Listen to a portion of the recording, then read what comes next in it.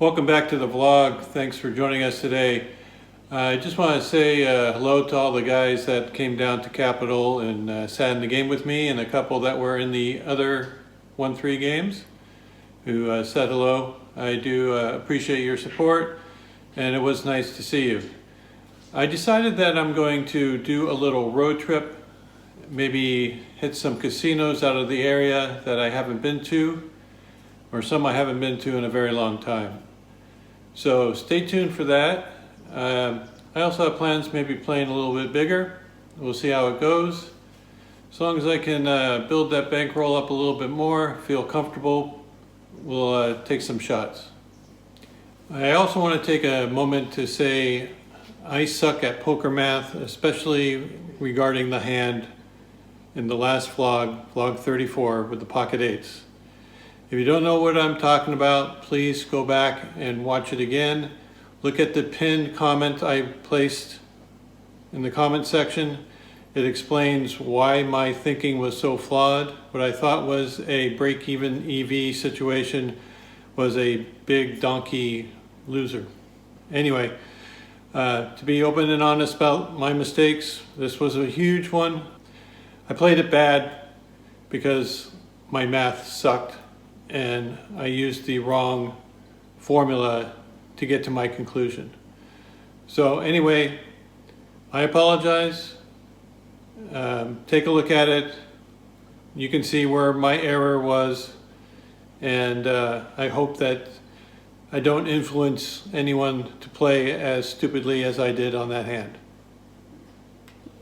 So for this session, we were back at Capitol Casino playing the 1-3 game. It was a frustrating day because whenever I seemed to have a big hand, I had very poor position.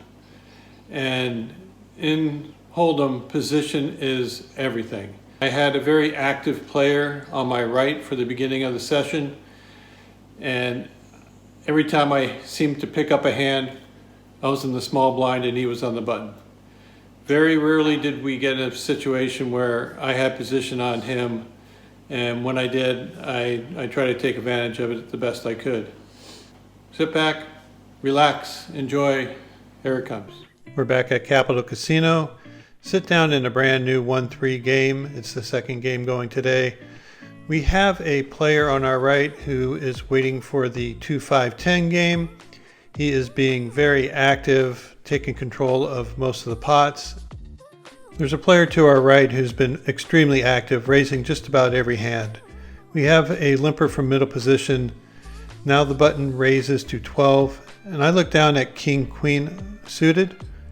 This is good enough for me to 3-bet, so I raise to 42, and I get called, and we're heads up by the button. And we go see a flop with 90 in of King 5 deuce with 2 clubs. So a good flop for me. I decided to lead out. So I bet 35, which is a little over 1/3 pot. It doesn't take him long to put in the call. He still can have just about any 2 cards at this point. Turn card is a queen of clubs. Gives us 2 pair, but also puts a possible flush out there. He's more likely to have 1 club in his hand than 2, so I decided to go ahead and protect my hand a little bit. I bet half pot of $80.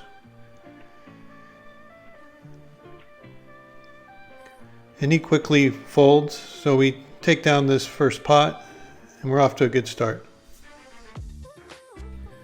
I'm in the hijack with King Jack offsuit.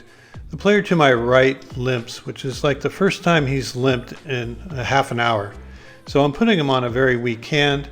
I decide to isolate him with a $20 raise, and we get it heads up with me and the limper. The flop is a good one. It comes King 3-8. And here I feel I am way ahead of him, but I do have some concerns because my initial idea was that if he was limping, he must have a real trash hand. Maybe he has something like a 3 or an 8, because he calls my bet for $20.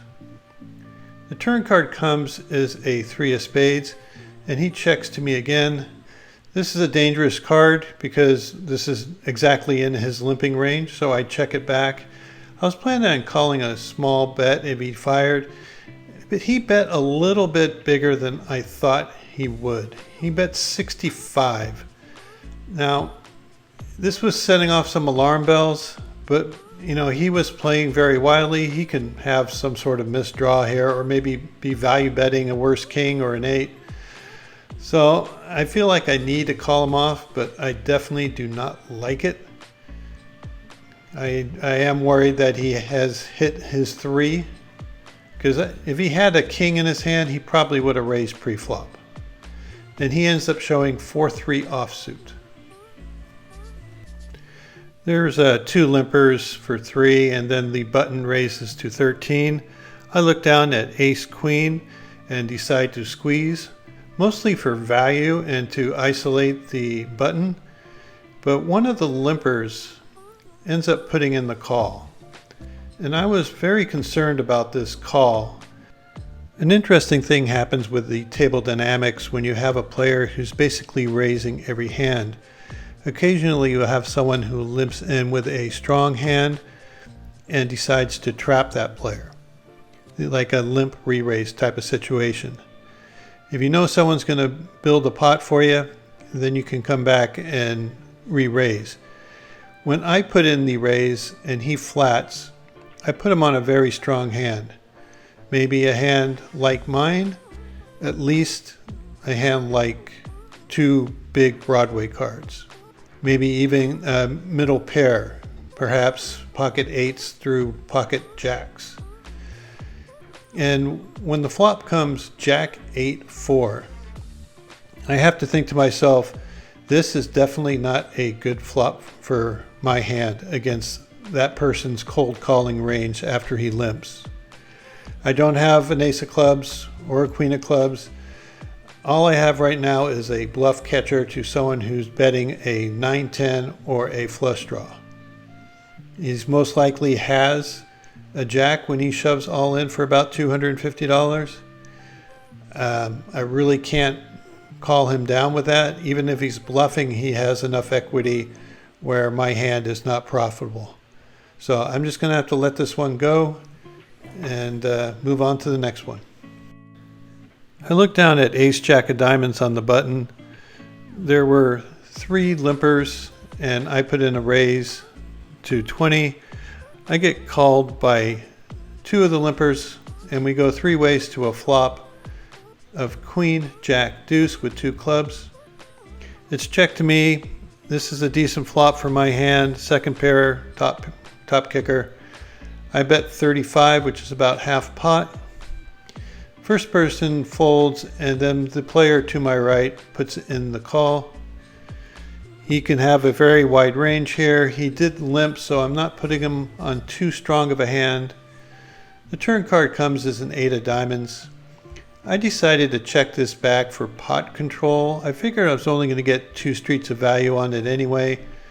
I might have him bluff into me, and sure enough, when the river card comes as another 8, he decides to bet out 45.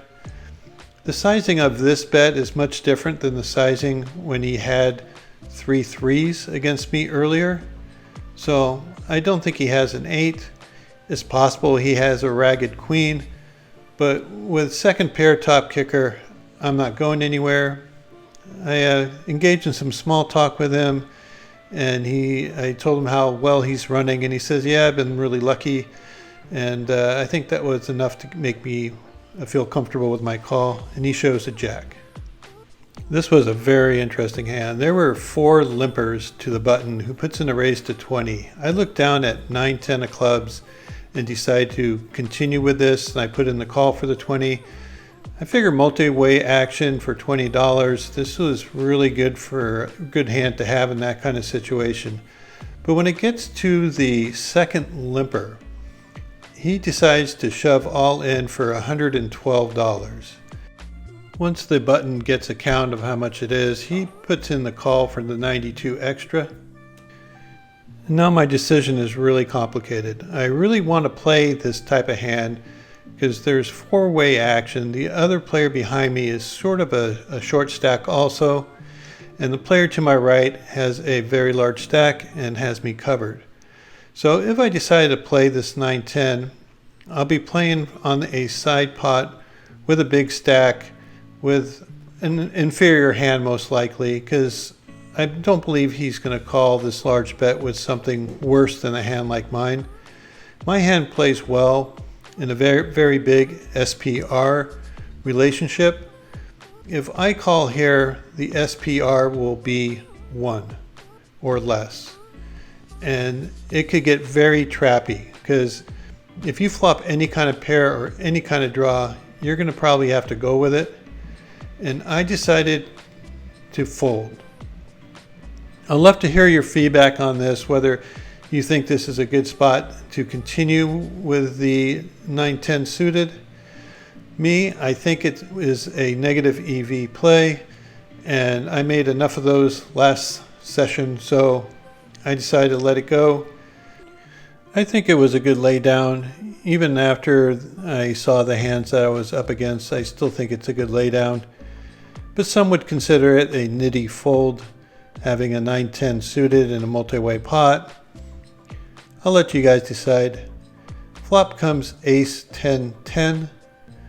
Turn card is a 5 of spades. River card is a 3 of diamonds.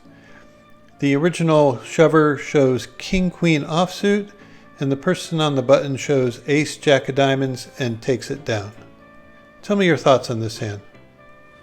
I like being a dog, but when I put my money in the pot, I don't like being a dog then. I would rather be a head.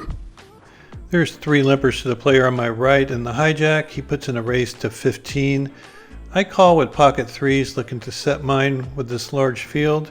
We end up getting 5-way action to the flop. So there's 78 in the pot, and the flop comes 4-4-2. So just about as good a flop as we can expect with this small pair. And better yet, it's check to us. Here we have to protect our hand because every card that comes out has a potential of beating us.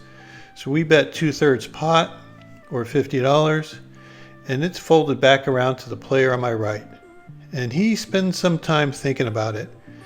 He is probably trying to figure out whether it's worth making a play or whether it's worth making a call. He decides to let it go, and I'm happy to take this pot down the way it is. $78 is good enough for me. There were 3 limpers, including the player to my right. I looked down at 2 9s in the small blind and put in a raise to 25. I get 1 call from the early position limper and 1 from the player on my right. So we're going 3 ways to a flop with 80 in the pot. And the flop comes ace, 7, deuce, all spades. I think I need a continuation bet, so I do. I put out a bet of $35, a little less than half pot. The first player, the first early limper, puts in the fold, which I'm pleased about. And now it's coming to the player on my right. He limped, so I don't put him on a very strong hand. If he had an ace in this spot, he would have raised most likely from the button. And he ends up putting in the raise to 135. So I look back, make sure I have what I think I have. I think that his raising here is more towards pricing me out of the hand.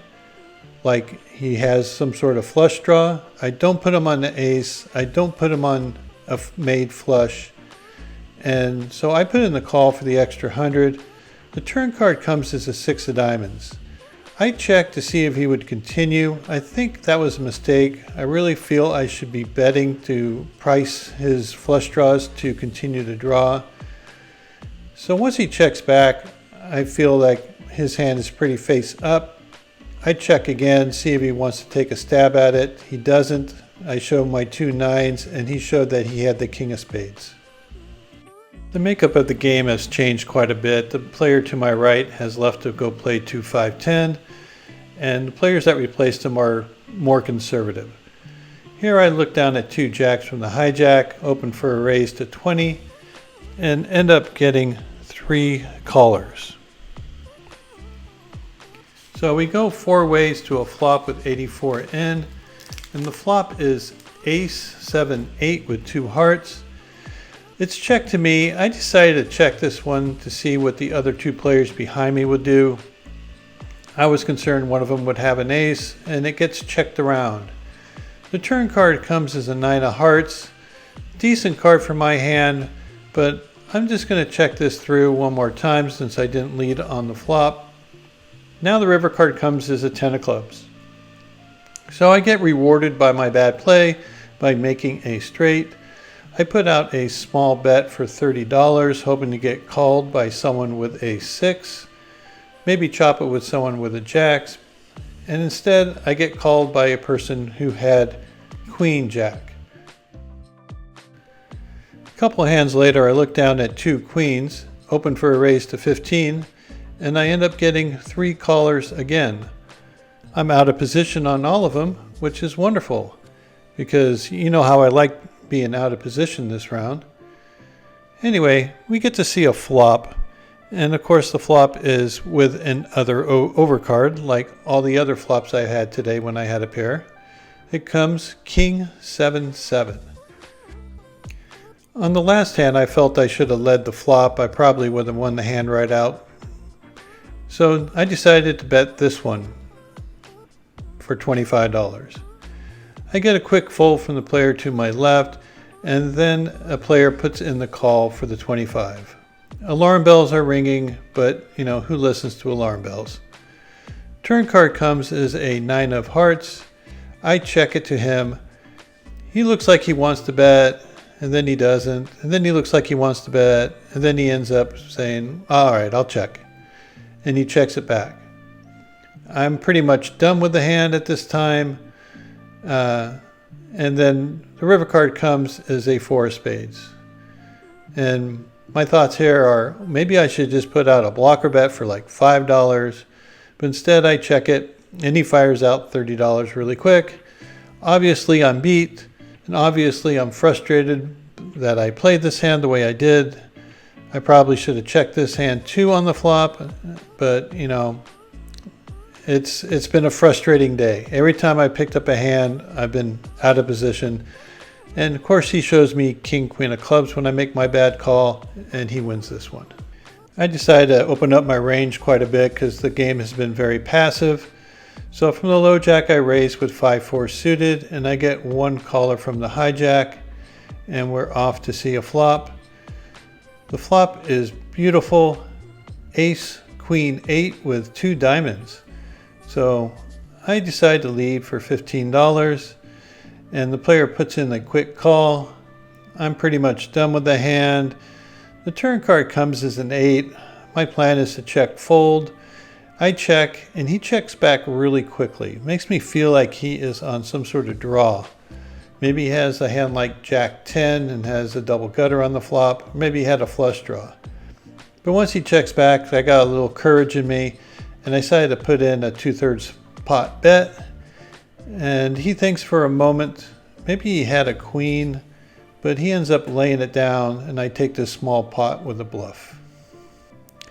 The game has definitely changed. It's not as good as it was before.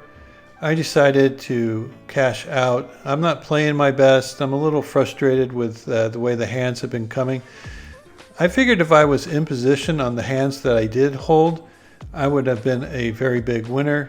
Instead, I book a small win and look forward to the next time I'm at the casino. Thanks for watching, guys. Appreciate your support. As always, if you haven't liked and subscribed, please do so. It really helps out the channel. And look forward to playing away from home next week and show you some different casinos and see what the action is like there. Until then, take care, run good, and I'll see you next time.